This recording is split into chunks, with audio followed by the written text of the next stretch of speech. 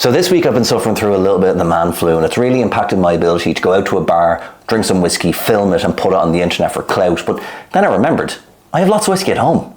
I can drink whiskey at home, that's allowed. So that's what I'm going to do. This week I'm going to drink a whiskey in the comfort of my own home here in the north side of Dublin. And I figured I can just pick one of the whiskies I have on the shelf, and they range from 10, 15, 20, 30 years of age. Price ranges from €50 all the way up to €500. So that's why this week I'm very excited to be drinking Jameson Original.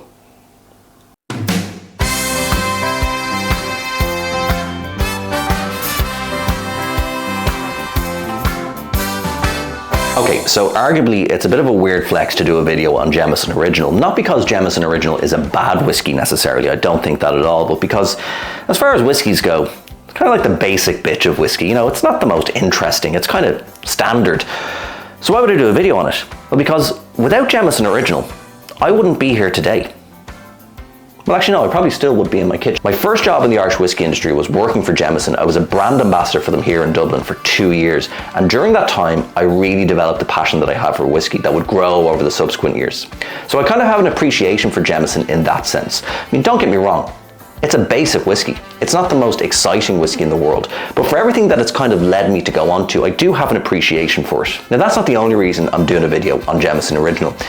Before I started working for them, I hated whiskey. I thought whiskey tasted like hot rancid piss, and I wouldn't touch the stuff unless it was in a hot whiskey.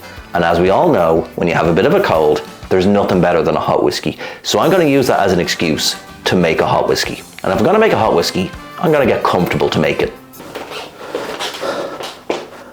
Perfect. I like to keep my hot whiskey recipe relatively simple, so lemon, cloves, sweetener, whiskey, and then top that up with boiling water. Jameson as a brand has always marketed itself on its versatility, that it's good in anything that you need to use it for, so whether that's going to be in cocktails, whether you're going to mix it with ginger ale, anything like that. Now, while I don't think necessarily that a lot of people are drinking Jameson Original as is, and they are using it more as a mixer or a cocktail ingredient, that's not a bad thing. Whatever way you get a glass into someone's hand responsibly, I have to appreciate that. Ultimately, Jameson's goal has been to get more people drinking Irish whiskey, and that's no bad thing. So I think a lot has to be said for what they've been doing for the category and the industry as a whole. If you can get more people converted to the category of Irish whiskey, then that's the job done for a lot of brands other than Jameson. And I think we have to appreciate that on the whole. I think Jameson Original can be looked down upon by certain sectors of the whiskey fandom out there.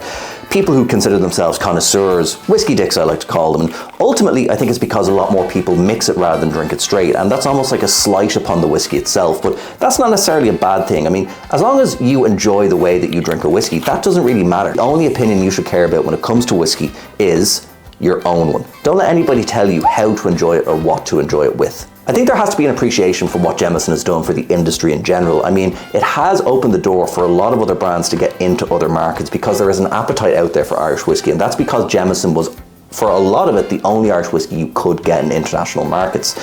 Now, are they going to try and protect the markets that they already have? Absolutely, it'd be silly not to. Will they try and push out other brands that try and muscle in on their territory? Maybe. It's a cutthroat business. But ultimately, I think Jameson has done a lot of good for the industry.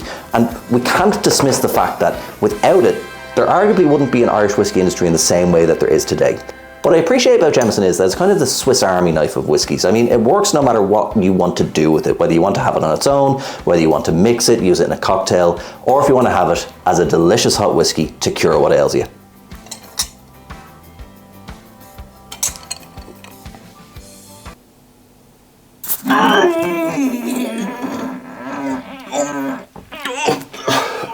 Be sure to like, comment, and subscribe, and come back every Friday. You're so fine. You're so fine. You're mine. You're mine.